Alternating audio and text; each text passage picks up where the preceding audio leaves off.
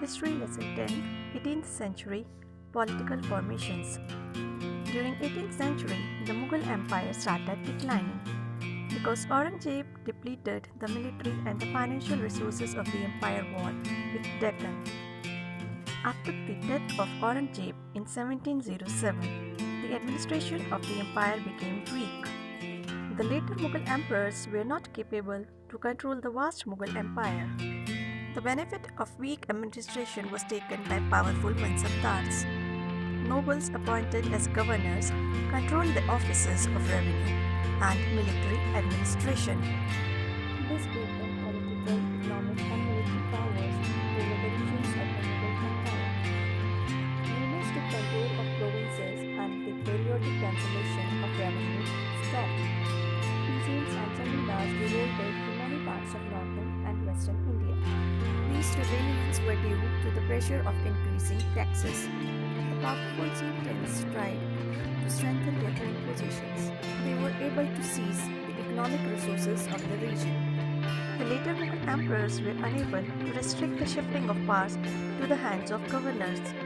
During this crisis, Nadir Shah, the ruler of Iran, attacked Delhi and robbed an immense amount of wealth in 1739. Further, this attack was followed by 5 attacks by Ahmad Shah Abdali between 1748 and 1761.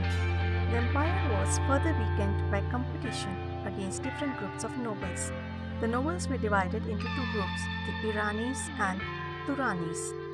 Many later Mughal emperors were puppets in the hands of these groups for a long time. 2 Mughal emperors, Farrukh Ziyar (1713 to 1719) and Alamgir II (1754 to 1759), were murdered by nobles. Another 2 emperors, Ahmad Shah and Shah Alam II, were blinded by their nobles. After the death of Aurangzeb, it was difficult for the later Mughal emperors to control the vast Mughal empire. Old Mughal province, Hyderabad. Hyderabad is the capital of the Indian state of Telangana. The city is famous for monuments, food, and pearl.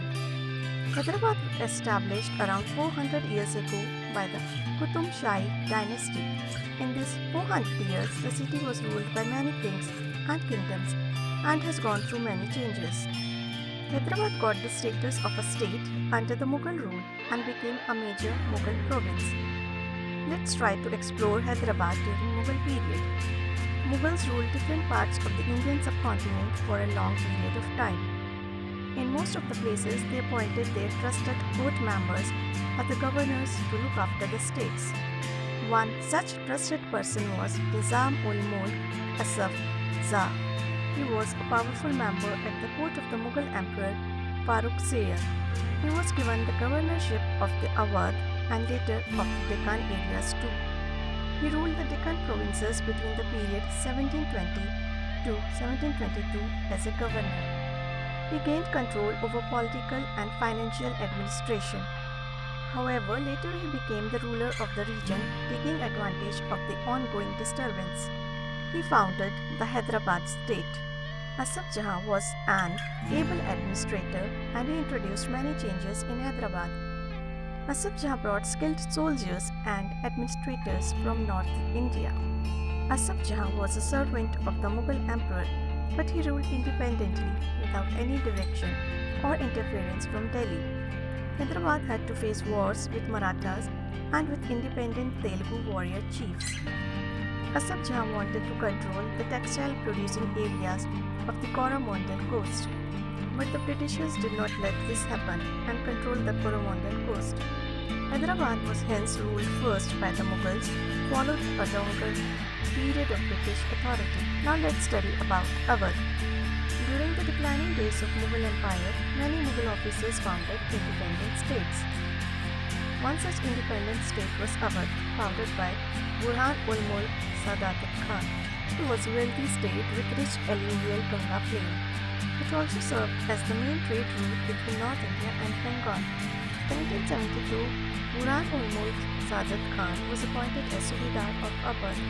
Burhan-ul-Mulk also held the combined offices of Subedari Diwali and Fauzdari of the Awadh state. That means he was the one who controlled the political, financial, and military affairs of Awadh, tried to decrease the Mughal influence in his region by removing the Mughal officers. He reduced the size of Jagirs and appointed his own loyal servants at vacant positions. The accounts of Jagirdars were checked by the officials to avoid any cheating. He seized a number of Rajput Zamindars and the agriculturally fertile lands of the Aggarwans of Rohilkhand, and also the revenues of all districts were reassessed by the officials appointed by Nawab's court. The right to collect tax was given to the highest bidders. These bidders were basically Jagirdars who paid a fixed sum of money to the state. During that time, the state was totally dependent on the local bankers and Mahajans for loans. On behalf of Jagirdars, these local bankers gave a guarantee of the payment of revenue to the state. In return, the tax collectors were given the freedom to assess and collect taxes. This way, new social groups like moneylenders and bankers